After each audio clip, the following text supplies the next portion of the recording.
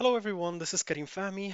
I'm back again. Sorry for not showing a long time. Every time I say this, but really there is a lot of stuff that I'm finishing those days regarding the updates and also adding to this a new stuff that is gonna be introduced soon. Talking about more advanced architect stuff because I got a lot of messages, people asking to go more deep into architect, and that's what I'm gonna do actually in the next coming, but I will continue working on, and at the same time, I will be working on the series for the step-by-step guide, and also I'll be working on the updates as usual. Okay, let me continue what we were doing last time. So actually, last time we had a couple of updates, like 5 updates, and this time I got another 5 updates, which I can see that's most important updates that we can all benefit from it, and most probably the Azure expertise all over the world can see those updates and use it into their maybe testings if they are in preview with the customers, or if you have your own data center and you are doing your own Azure subscription and you are doing some testing, so you can test all of those new updates.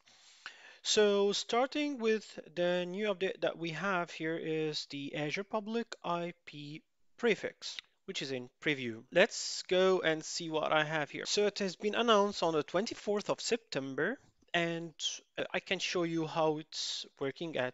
So this update is very good actually. Why? Because finally you can reserve public IPs range on Azure, you cannot choose the specific IPs. The public IP prefix is a reservation is that you're gonna reserve a specific range, but you cannot choose a specific IP from the public IPs that is provided by Azure. Let's see how it looks like here. So all services, just right. So, and as you see, this is the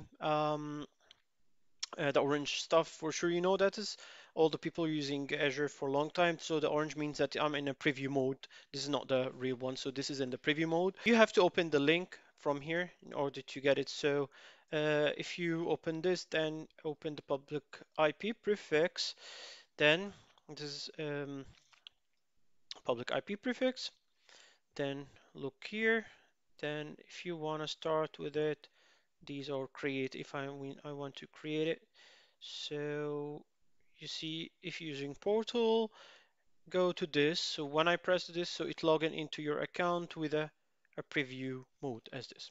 Okay, it will use your account and it will be in a preview mode. Okay, so let's see what is here. So public, as you see, public IP address, public IP prefix. So I'm gonna press here.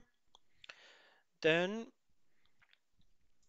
yeah, and take care, there is some constraints and restriction for sure as each service in preview, so it have some restrictions. And so adding new public IP prefix as is here.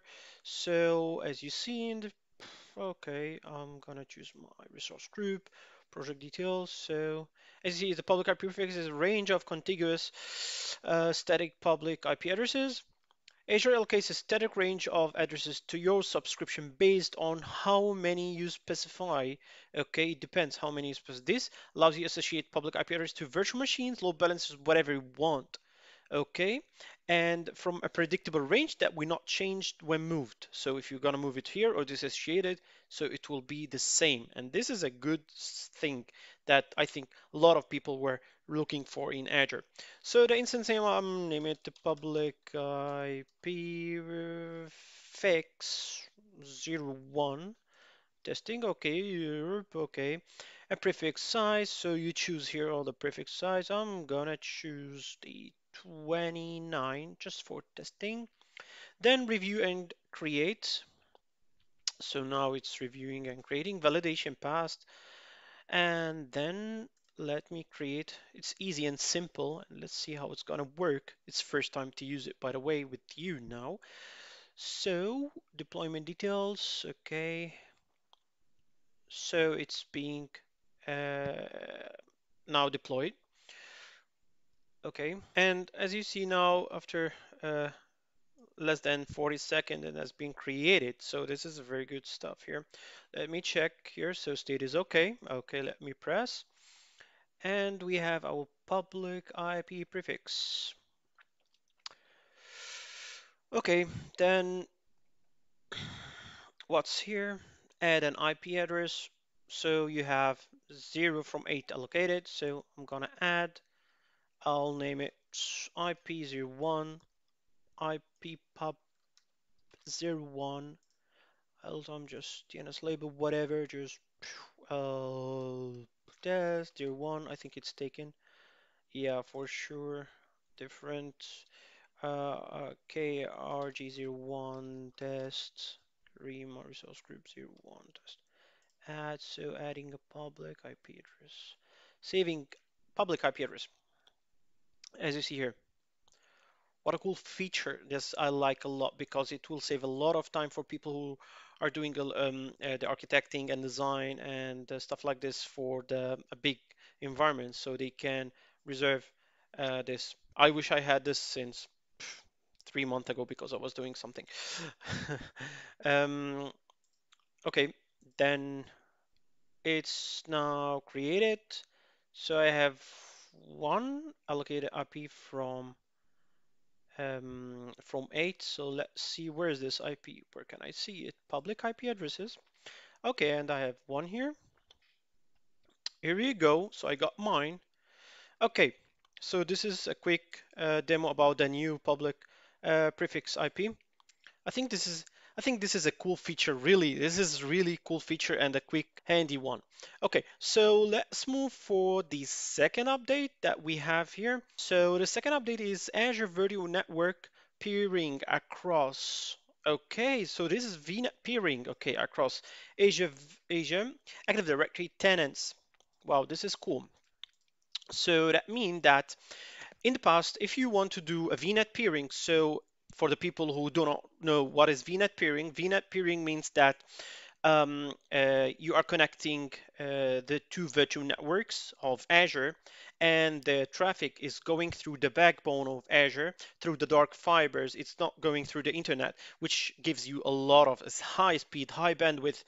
For sure, it costs money, but not so much money, but it gives you reliability, it gives you speed, it gives you a lot of stuff. So a lot of people who are architecting Azure solutions and are connecting different virtual networks, it's better to use the VNet peering rather than using VPN or the VNet to VNet connectivity.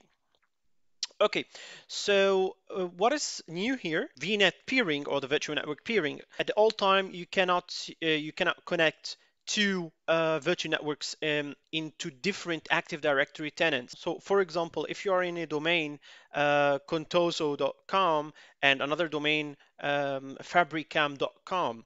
So if you have a virtual network here and a virtual network here and you want to do the VNet peering, it's not possible. So at that time, at all time, you cannot do it. So you have to be contoso.com and contoso.com, the same domain, or I mean the same Azure tenant to connect together. But now you can connect if you have two different Azure Active Directory tenants. You can connect now the VNet peering together, even if they are in different subscriptions. So I think this is a good news also for all the architects, as you see here. So I think this is cool stuff, really. Yep. So this is the second update, and let's go for the third. So for sure, I'm not going to do this because it will take time, but actually people who understand the VNet peering so knows what I mean about Azure can now work across different Azure Active Directory tenants. Okay. So let's go for the third. So what is this? Okay, this is a new stuff here. Azure Data Explorer. Okay, so what is this? Let's see.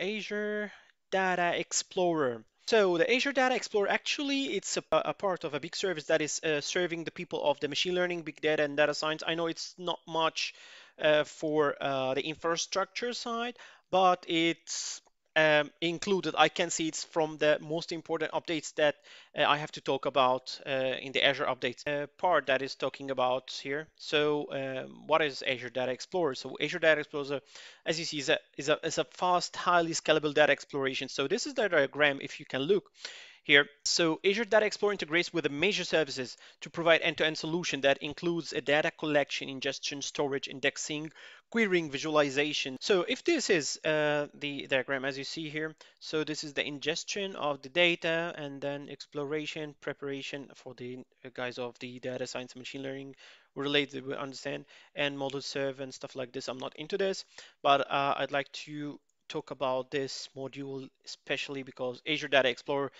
supports several ingestion methods. So I can show you like a quick here. This is the Azure Data Flow, Azure Data Explorer flow. So how it works here. So as you see, this is the user here. So we create a database on the Azure portal and then ingest data with whatever Events Hub or Azure Queue, IoT Hub, Events Grid. Then number three, he queries the data. So create database, ingest data, query database. So what makes it unique for the guys? So it scales quickly to terabytes of data in minutes, okay? And allow rapid transactions, offer innovative query language, support analysis of high. So that was a quick new thing. I think maybe people of the infrastructure won't be happy that I'm talking about this, but it's one of the updates that I can see. It's very important to know because you might one day use it when you are building something or when you are giving an advice for the data sciences or machine learning when you are designing your infrastructure. So you can provide them with this tip that there is an Azure Data Explorer that you can explore your stuff from a different Azure resources components. Okay, so what's next? Let's see. So the fourth, here's this. This is the fourth update. Wow, okay, here's the storage, guys. Azure Premium Blob Storage, but is in preview, okay? It is in a preview. So let's see here. So Azure Premium Blob Storage now is in preview. Okay, so how we can see this? Okay, so it is in a limited public preview. And as you see, this they are say that okay we are today happy to announce this. So what is special in Azure Premium Blob Storage here? So the unique thing that the Azure Premium Blob Storage finally now it's working on SSDs, solid state drives, and this gives you more speed, more reliability, more consistency in data. So you can have a lot of different stuff. So what I can use it for? So you can use it for different stuff here. What you can use it for? So you can use it for such as interactive video editing, static web content, and online transaction. And also it works for workloads to perform the many transactions that are relatively small, such as capturing telemetry data, message passing, and data transformation. I think that's it's a really cool thing that to have a blob storage now in on SSDs, and now for sure it's still in preview, but it will come back to be generally available, and it will be very cool one. Okay, so let's go for the fifth and final update that we have today. And this is really a beautiful update because you are going to see something new on Azure Stack. So Events Hub for Azure Stack. So if anybody doesn't know what is Events Hub, so Events Hub actually is kind of a service or a place on Azure that handles the events, streaming events, high load, millions of events per second. So much data needs to be processed and events being sent, such as IoT devices, machine learning, real-time sparks, a lot of stuff that you can use it from the Events Hub.